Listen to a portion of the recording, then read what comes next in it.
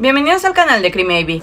El día de hoy tenemos un video nuevo de asesinos seriales, no sin antes invitarte a suscribirte al canal, activar la campanita de notificaciones y dejarnos tu opinión crime al final de este video, ya que hoy hablaremos de un asesino que confesó haber violado y matado al menos a 300 mujeres, todas ellas menores de edad. Acompáñame a verlo.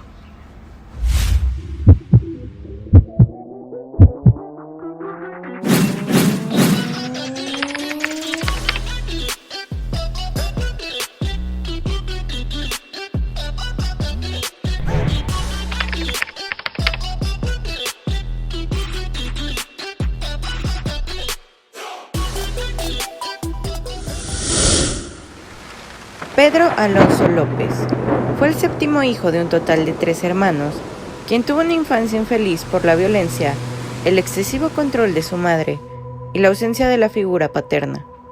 En 1957, con 9 años de edad, fue sorprendido por su madre intentando mantener relaciones sexuales con su hermana menor, y fue desterrado de la casa.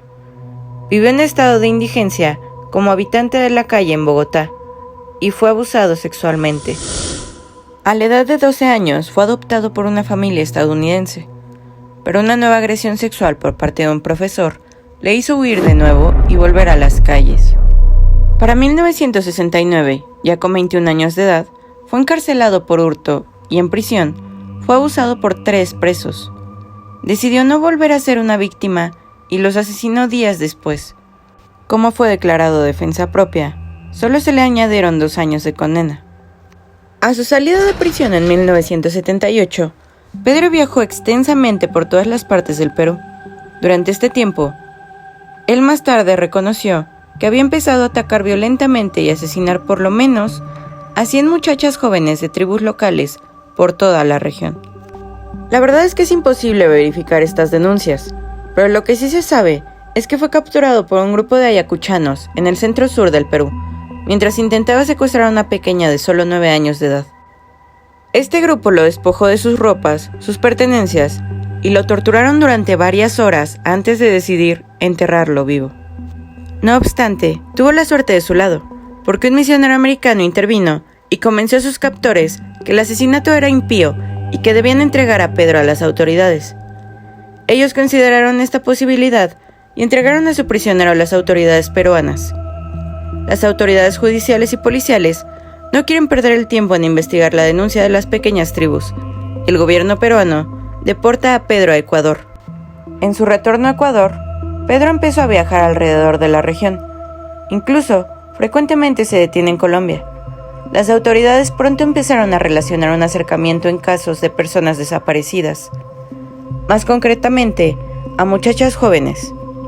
Sin embargo, rápidamente concluyeron que se estaba produciendo debido al crecimiento de la demanda de esclavos sexuales y trata de mujeres. En abril de 1980, una riada inunda Ambato, y esto causó que las autoridades tomaran de nuevo al archivo de casos de las personas desaparecidas cuando las aguas rabiosas desenterraron los restos de 4 niñas. Mientras, era difícil por los especialistas determinar las causas de las muertes. Concluyeron que las muchachas que habían encontrado, obviamente alguien se había tomado las molestias de esconder sus cuerpos a ojos entrometidos. Días después de la riada, Carvina Poveda, una mujer de la localidad, se dirigió a realizar sus compras al supermercado local con su hija de 12 años, cuando un hombre desconocido intentó raptar a la chica. Carvina pidió ayuda para detener al hombre que trataba de huir del supermercado con su hija en brazos. Comerciantes locales acudieron rápidamente a prestar su ayuda. Capturaron al hombre antes de que pudiera escapar y lo retuvieron hasta la llegada de las autoridades. Pedro se encontraba muy tranquilo cuando la policía llegó a la escena. Cuando regresaron a la comisaría principal con su sospechoso, su primera conclusión fue que tenían a un loco en custodia.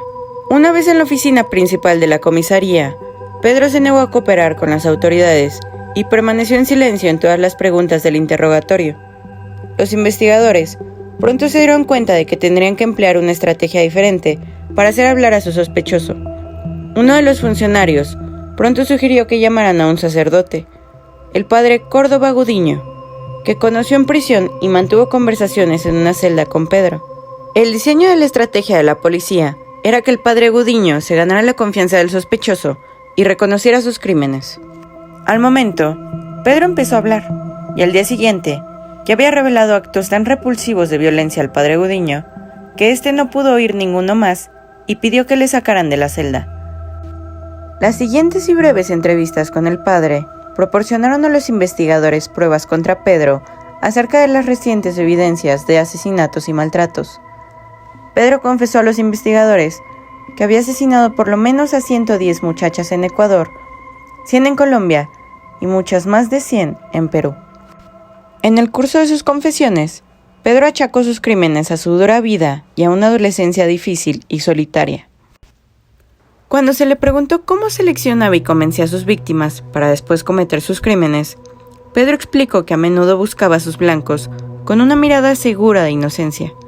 Siempre buscaba a sus víctimas a la luz del día, porque no quería que la oscuridad escondiera sus verdaderas intenciones de matarlas.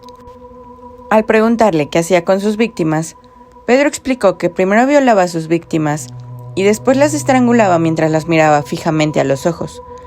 Quería sentir el placer y la excitación sexual más profunda antes de que su vida se marchitara. Siguió declarando que el horror continuaría aún después de su muerte. Inicialmente, la policía se mostraba escéptica ante las espantosas confesiones casi increíbles de Pedro. Los enlaces con Perú y Colombia eran incapaces de demostrar lo contrario. Como Pedro se dio cuenta de que los investigadores dudaron de las pruebas de sus demandas, ofreció llevarlos a varios lugares donde él mismo había enterrado a los cadáveres por todas las partes del país. Los investigadores estuvieron de acuerdo y dispuso el diseño de un plan de acción. Las dudas de los investigadores pronto empezaron a desaparecer, cuando él mismo los llevó a una apartada área de la vecindad de Ambato, donde descubrieron los cadáveres de 53 chicas, de edades comprendidas entre 8 y 12 años. Durante todo el día, Pedro los llevó a 28 nuevos sitios, y en cualquier lugar que realizaban excavaciones, no se descubrieron otros cuerpos. Algunos de los investigadores opinaron que animales probablemente esparcieron los restos y las riadas habían lavado el terreno. De regreso a la comisaría, se anotaron más de 57 cuerpos asesinados. De cualquier modo que Pedro repitió la cantidad de 300 como resultado de sus crímenes, tal y como se registraron en sus confesiones.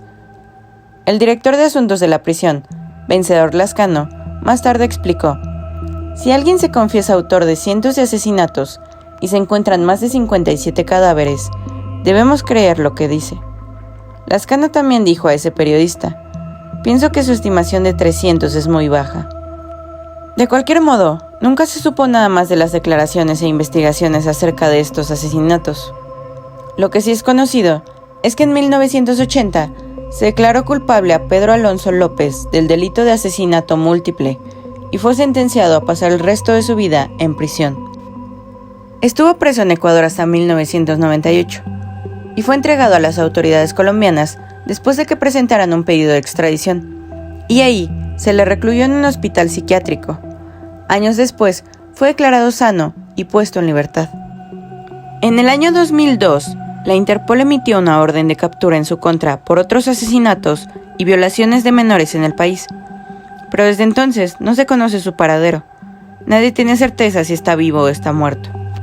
Aunque durante su detención un grupo de padres de víctimas manifestó que se tomarían la justicia por cuenta propia si Alonso López salía nuevamente en libertad. Se presume que fue ejecutado ilegalmente. Se le cree sospechoso por el asesinato de Andrea García Buitrago, debido a las características similares del crimen con las de Flora Alba Sánchez, su primera víctima. De ahí en adelante no se ha vuelto a saber nada del monstruo de los Andes, aunque lo más probable es que siga vivo, de lo cual su madre está absolutamente segura, pues, según contó, siempre que alguien cercano a ella muere, su espíritu se le ha revelado, cosa que no ha ocurrido aún con Pedro.